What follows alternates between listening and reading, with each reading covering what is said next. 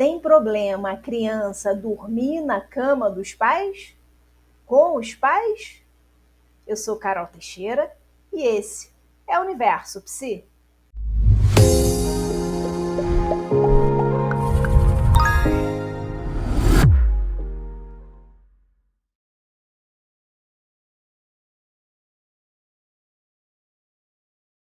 Olá, bem-vindos a mais um vídeo aqui do canal. Se você não é inscrito, não deixe de se inscrever. Se gostar do vídeo, deixe seu like. Essas são formas importantes que você tem de apoiar o canal. E olha, nesse vídeo a gente vai conversar um pouco sobre uma questão que possivelmente é de interesse de muitos profissionais da área psi, principalmente daqueles que atendem criança, mas não apenas. E que também é de interesse de muitos pais, educadores. Estou falando da criança que dorme na cama com os pais, ou com um dos pais. Mas antes, pessoal, eu só preciso fazer a seguinte ressalva. Ao longo do vídeo, eu vou me referir a pai, mãe, criança que dorme na cama com o pai, com a mãe, mas eu não estou desconsiderando as diversas configurações familiares que a gente encontra hoje em dia. Então, quando eu falar pai, mãe, eu estou me referindo muito mais a quem exerce essas funções para a criança no cotidiano do que necessariamente ao pai e à mãe biológicos da criança, tá bom? E a outra coisa é a seguinte, eu estou aqui me referindo também muito mais àquela criança que dorme com certa frequência, certa regularidade na cama com os pais, do que aquela criança que eventualmente, esporadicamente, venha dormir com os pais, tá bom? Então vamos lá. Tem problema a criança dormir na cama com os pais? O que vocês acham? A princípio, sim. Tem grandes chances disso ser um problema para a criança, sim. A questão é quais problemas podem ser gerados ali para a criança pelo fato dela dormir na cama com os pais e qual o impacto disso no processo de constituição psíquica e de desenvolvimento dela. Para facilitar, eu vou descrever aqui 2 cenários para a gente poder pensar essa questão, para ajudar a gente a pensar, tá bom? Então vamos lá. No primeiro cenário, a gente tem uma família que não tem condições materiais de oferecer para a criança um quarto separado. Aliás, é uma realidade comum em muitos lugares, né? Muitas famílias, inclusive, como vocês sabem, residem às vezes num único cômodo, em 2 cômodos. Então, por falta de condições financeiras, materiais, essa família não tem condições de oferecer um local ali separado para que a criança durma. Às vezes, inclusive, a família inteira dorme no único cômodo ou na única cama, o colchão disponível na casa. Não é isso? Esse é um cenário.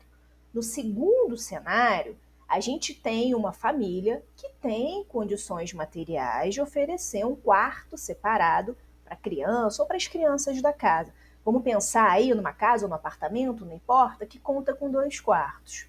Um destinado ao casal, ou um ali, né, dos membros do casal, se forem separados, enfim. E um outro quartinho destinado à criança ali, arrumadinho, bonitinho para ela. Só que mesmo assim, essa criança é colocada todos os dias ou com muita frequência, muita regularidade, para dormir na cama com os pais. E aí eu te pergunto o seguinte: eu descrevi 2 cenários. Deixando de lado o impacto de outras variáveis no processo de constituição psíquica da criança e no desenvolvimento dela de um modo geral, sei lá, acesso à educação de qualidade, a saneamento básico, alimentação de qualidade, a maior ou menor participação da família extensa na criação dela, acesso a lazer, exposição à violência, deixando essas variáveis de fora, de lado, dormir na cama dos pais tende a ser mais danoso para a criança no primeiro ou no segundo cenário? O que vocês acham? Pessoal, dormir na cama dos pais tende a ser mais danoso, mais prejudicial para a criança no segundo cenário do que no primeiro cenário. Concorda? Discorda? Deixa aqui nos comentários a sua opinião sobre o assunto, porque isso ajuda a enriquecer as discussões, inclusive de vídeos futuros. Uma coisa é a criança dormir na cama dos pais por necessidade material, por motivos óbvios, por motivos que são externos à dinâmica familiar. Outra coisa é a criança dormir na cama dos pais por motivos que são velados, por motivos que não são lá tão admitidos, reconhecidos pelos próprios pais. O que eu estou dizendo com isso? Que tão importante quanto a gente se perguntar se é prejudicial para a criança dormir na cama com os pais, é a gente se perguntar por quê. Por que a criança dorme com regularidade na cama dos pais se o motivo para isso não é óbvio, não é um motivo ali material, financeiro, por falta de condições de moradia adequadas mesmo, né? Pessoal, se o motivo não é óbvio, por que ela dorme na cama dos pais? Por quê? Para quem? Quem ganha com isso? Quem é que demanda a criança que durma consigo próprio na sua cama? Quem pede isso à criança? Ou quem, diante de um menor pedido, sinal da criança de que quer dormir lá na cama com o adulto, prontamente aceita esse pedido ou essa demanda da criança? Esses são pontos importantíssimos da gente considerar. Dois aspectos importantes, tá? Dormir na cama com os pais, por si só, tende a ser prejudicial para a criança. E o que está por trás do movimento do adulto de colocar ou de permitir que a criança durma com ele, também produz seus efeitos sobre a criança. São dois aspectos a serem considerados. Acompanharam? O simples fato de dormir na cama com os pais tende a gerar uma série de atrasos do desenvolvimento, por exemplo, atraso da fala, da aquisição da higiene. A gente pode ter uma criança aí que tende a apresentar o que a gente chama aí no senso comum de xixi na cama, né? Que a gente pode até chegar ao ponto de ter aí um transtorno mental, que seria enurese noturna, por exemplo. A gente pode falar de uma criança que vai ter mais dificuldades com a aquisição de certas habilidades escolares, como a aprendizagem da leitura, da escrita. Pode ser aquela criança que tende a apresentar mais birra, mais manha, mais do que o esperado naquele momento de desenvolvimento já em que ela se encontra. Isso é evidente, pessoal. Quer ver uma coisa? Quando a gente tem uma criança que já dorme sozinha e é posta de tempos em tempos para dormir com um adulto.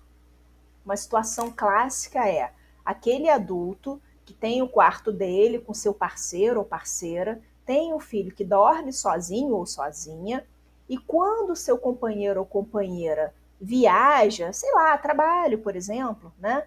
Coloca a criança para dormir com ele. Aquela criança que já é capaz de dormir sozinha. Não é incomum, nesses casos, a gente ver essa criança apresentar uma série de regressões.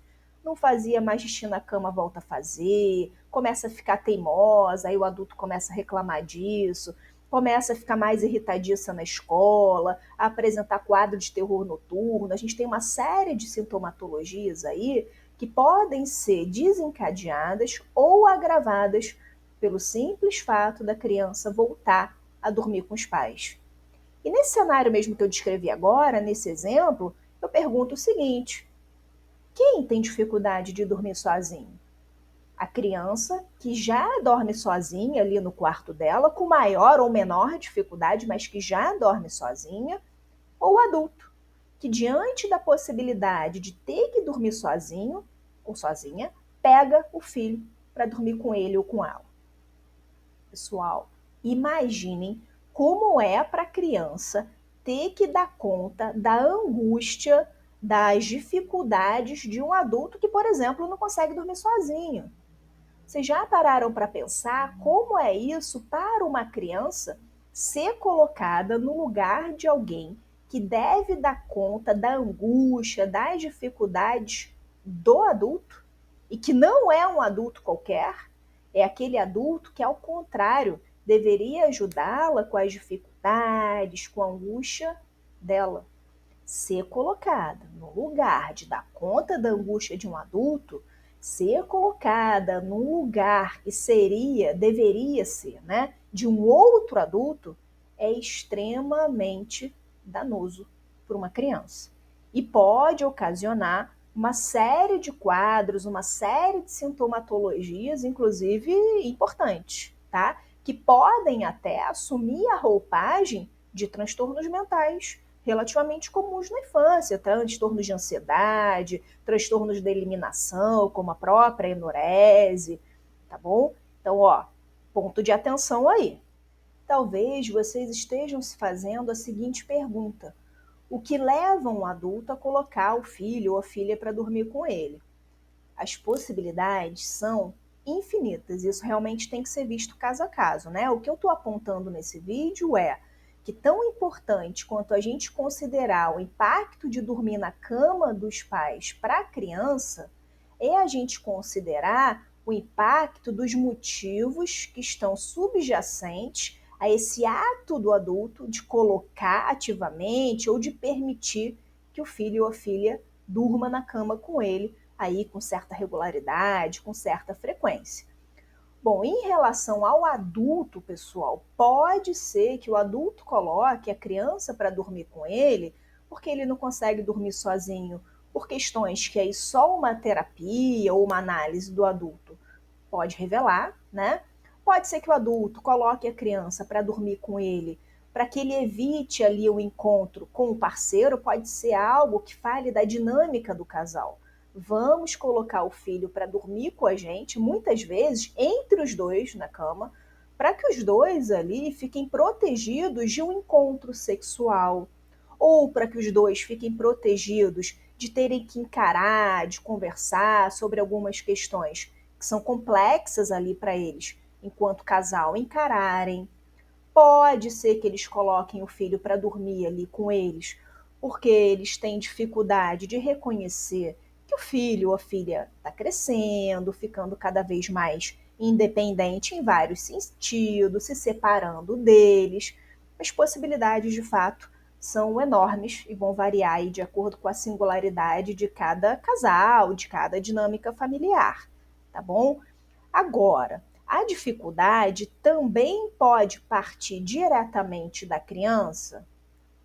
Pode, até pode. É uma pergunta boa, né?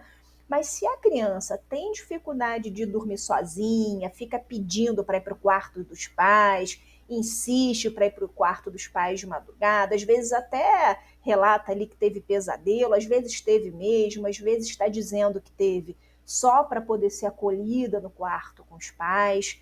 É uma possibilidade? É uma possibilidade.